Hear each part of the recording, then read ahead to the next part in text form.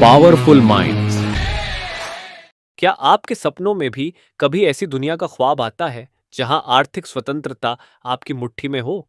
क्या आपने कभी सोचा है कि अमीरी और गरीबी के बीच का अंतर केवल पैसे में नहीं, बल्कि सोच में होता है? इन सवालों का जवाब देने वाली यह किताब रिच डैड पुअर डैड आपके सामने प्रस्तुत है, जिसे लिखा है मशहूर लेखक रॉबर्ट टी कियोसाकी ने। रॉबर्ट कियोसाकी ने अपनी जीवन की सच्ची घटनाओं और अनुभवों से इस पुस्तक को संजोया है, जिसमें उनके दो पिता, एक गरीब पिता और एक अमीर पिता की कहानियां हैं। इस पुस्तक में छिपी कहानियां आपको सोचने पर मजबूर कर देंगी कि क्यों हमारे समाज में वित्तीय शिक्षा का अभाव है और कैसे इसे पूरा किया जा सकता है। क्या आपने कभी यह महसूस किया है कि आप भी आर्थिक स्वतंत्रता की ओर बढ़ सकते हैं, लेकिन सही मार्गदर्शन की कमी आपको रोक रही है?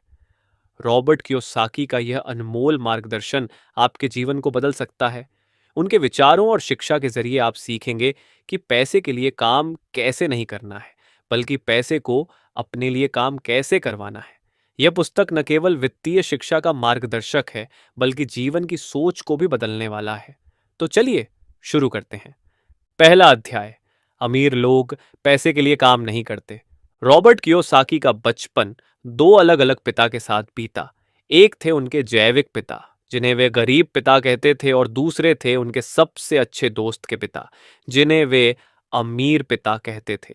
गरीब पिता हमेशा पैसे के लिए काम करते थे, जबकि अमीर पिता ने सिखाया कि पैसे को अपने लिए काम करने दो। कहानी, रॉबर्ट और उनके दोस्त माइक ने अमीर पिता से बहुत कुछ सीखा। अमीर पिता ने उन्हें बताया कि पैसे को अपने लिए काम पर लगाना चाहिए।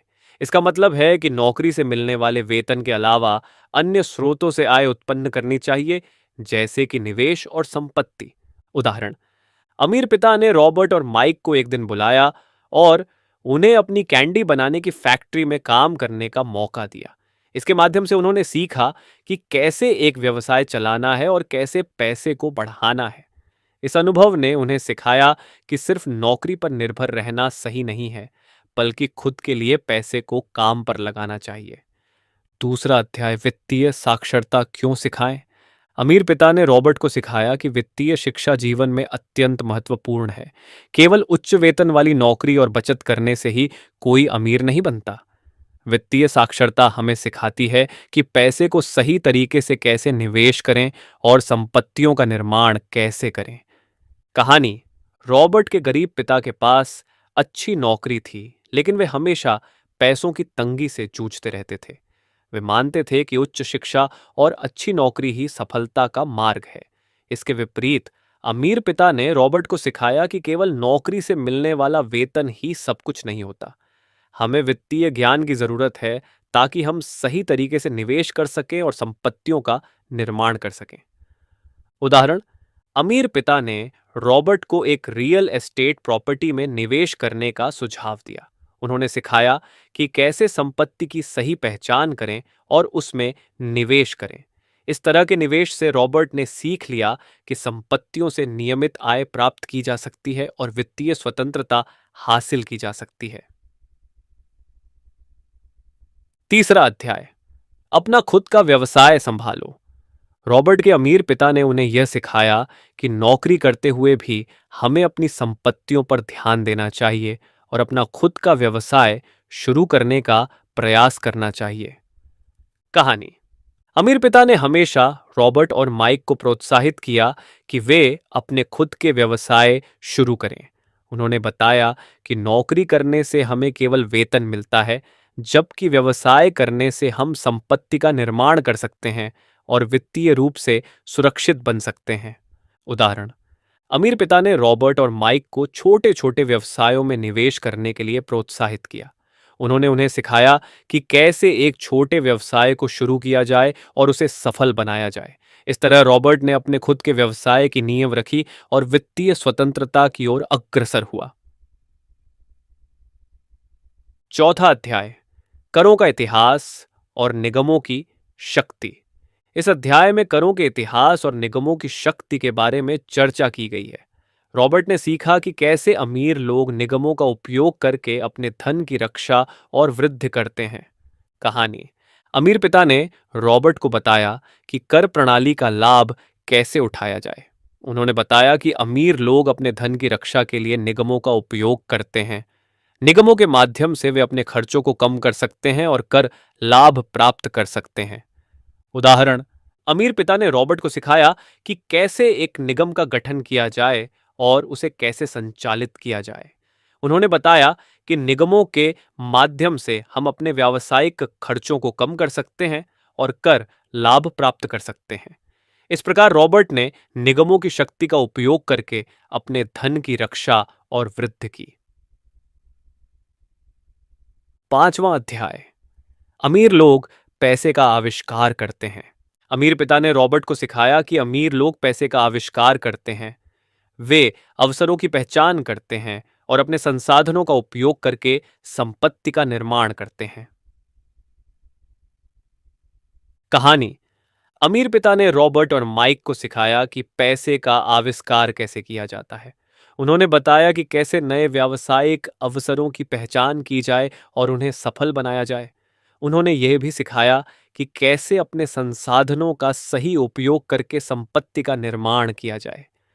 उदाहरण, रॉबर्ट ने अपने अमीर पिता से सीखकर एक नया व्यवसाय शुरू किया और उसमें सफलता प्राप्त की। उन्होंने अपने संसाधनों का सही उपयोग करके और नए व्यावसायिक अवसरों की पहचान करके संपत्ति का निर्माण किया। इससे उन्होंने समझा कि अमीर लोग पैसे का आविष्कार कैसे करते हैं। 6ठा अध्याय, सीखने के लिए काम करो, पैसे के लिए नहीं। इस अध्याय में अमीर पिता की वह महत्वपूर्ण शिक्षा है कि हमें सीखने के लिए काम करना चाहिए, न कि केवल पैसे के लिए। कहानी, रॉबर्ट ने अपने जीवन में कई नौकरियां की, लेकिन उनका मुख्य उद्देश्य केवल पैसे कमाना नहीं था। उन्होंने विभिन्न कौशल सीखने और अनुभव प्राप्त करने के लिए काम किया। अमीर पिता ने उन्हें सिखाया कि कैसे विभिन्न नौकरियों में काम करके और नए कौशल सीखकर अपने वित्तीय ज्ञान को बढ़ाया जा सकता है। उदाहरण, रॉबर्ट ने कई नौकरियों में काम किया और विभिन्न कौशल सीखे।